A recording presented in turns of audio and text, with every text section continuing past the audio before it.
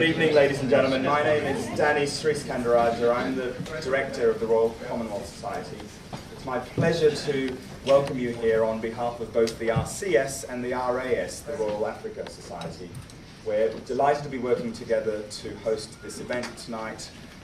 I'm sure many of you are familiar with both organisations, but in case you're not, I can speak for the RCS. We're a club and a member society, but part of our remit is to stimulate discussion and debate about the Commonwealth, and why we're delighted to work together with the RAS on this event is because what more important part of the future of the Commonwealth than a discussion about the future of Kenya, an integral and founding member of, or important member of the Commonwealth. So we're delighted to be hosting you here this evening. I know that there's a reception immediately after in the reception area, so I look forward to meeting some of you there. But for now, I'd like to introduce the chair for this evening, Sir Edward Clay, a long-standing member of the RAS, but also, as it happens, a former British High Commissioner to Kenya.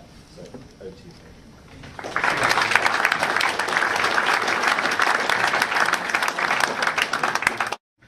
John Githongo probably needs no introduction, but for you younger readers, I'd just like to remind you that he was the secretary of the Kenya chapter of Transparency International, and after President Kibaki's election victory in 2002, he became the first permanent secretary and presidential advisor on governance and ethics in Kenya, and thus the key job to address what had become the characteristic feature of Kenya's politics.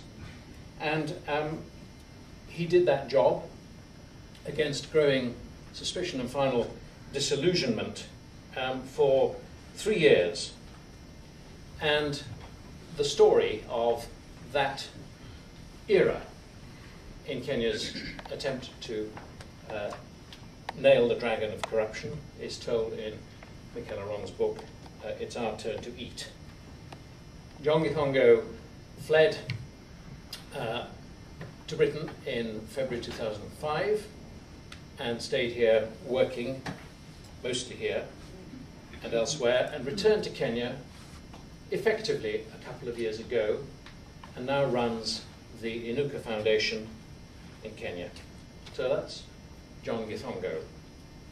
And to his right, Michaela Rong, who is the journalist and author who knows Kenya probably as well as any outside correspondent.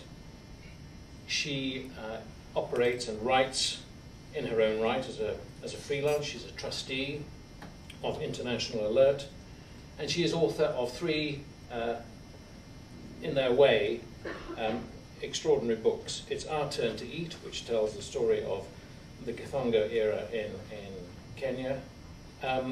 She's also the author of In the Footsteps of Mr. Kurtz, about the Congo, and of I Didn't Do It For You, which is about Eritrea. And on her right, Professor Justin Willis, who is professor in the Department of History at Durham University. He's an authority on he is an authority on authority and social change in Africa, and he takes a particularly broad and deep research interest in Kenya, Uganda, Tanzania, and Sudan.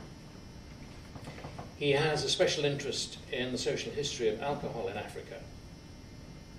And I last saw him 8 years ago when he was kind enough to sign a copy of a book I had bought, rather, I have to say, against my better judgment, but it was being launched, and that's why I was there, about the treatment of alcohol in pre-colonial, colonial, and post-colonial East African societies, called Potent Brews.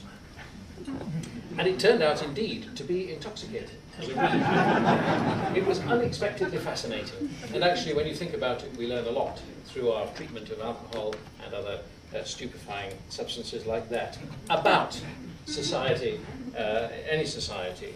This is an extraordinary book. It's still in print, available from any good Amazon store.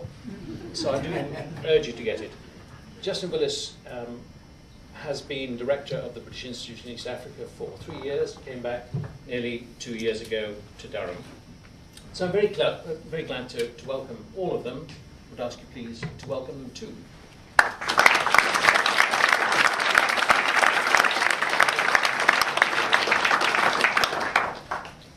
John Githongo has kindly agreed to tell us whether Kenya's recent referendum and its strong endorsement of the new constitution is the end of a new beginning, or John.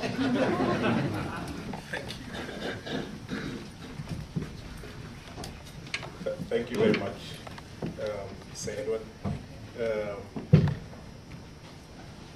Actually haven't met Mr. Edward for quite some time, and Michaela as well. A pleasure to meet you as well, Professor Willis. Special thanks to the Royal African Society and the Royal Commonwealth Society for hosting today's event. I had some difficulty preparing for today's topic because I'm not a constitutional lawyer, and Kenya has just promulgated a new constitution. And I was minded by something that I was told by Kenya's foremost constitutional lawyer, Professor Yashpal Gai, who said that it's due to a quirk of history that the ruled class in Kenya has imposed a constitution on the ruling class. It would be interesting to see how they marginalize the document that they clearly perceive not to be in their interest. What brought us here to a stage where we have now passed what everyone will agree in the region is possibly the most radical new constitution that the region has seen coming out in peacetime in East and Central Africa, is the violence that shook Kenya at the end of 2007 and beginning of 2008 after the failed election in 2007. These weren't events that were supposed to happen. We saw over 1,000 Kenyans killed and at one point over 600,000 Kenyans displaced at the beginning of 2008. If one looks at the aggregates, and this is something that I've said at events before, this wasn't supposed to happen. We had rapid economic growth from 2003 to 2007 of an average of 5.5%, free primary education. That meant that we had doubled the number of primary school children in our primary schools by 2006. Stock exchange had gone up by 400% by 2007. And we had seen the resurrection of a range of industries, particularly in the agricultural sector. So it was a shock, not only to Kenyans, but to the international community, that we found ourselves melting down towards the end of 2007. And the myth of Kenyan exceptionalism that even we wanted to believe the bubble was burst. I was asked earlier today by a colleague from Ghana. He says, I've always thought of Kenya as nice hotels. I think of Maasai, I think of lions, I think of nice roads. And I said, even we thought of ourselves like that. And that changed in 2007, 2008. I'd like to think that change had been happening for quite some time.